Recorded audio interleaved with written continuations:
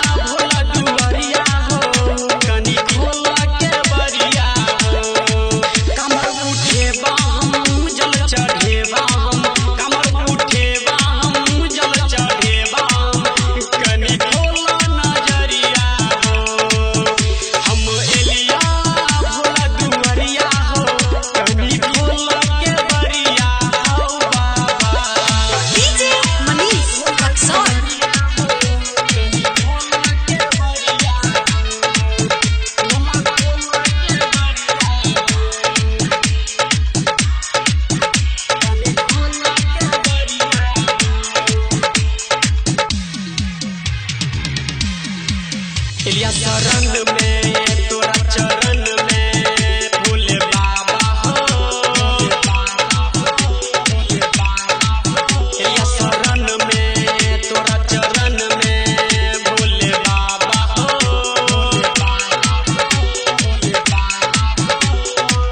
बोलबम कहै छिया जल्दी आबा हो, जल्दी आबा हो, जल्दी आबा ना हो। चरण में भोले बाबा हो, ये शरण में तोरा चरण में भोले बाबा हो।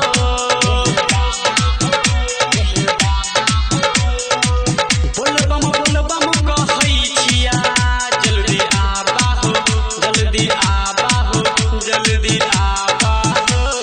यारे हम चलत एलिया हो भोला तोरा दुवरिया हो, हम एलिया भोला दुवरिया हो, कनी खोला के बरिया हो। हम एलिया भोला दुवरिया हो, कनी खोला के बरिया हो। डीजे मनीष रक्सौल।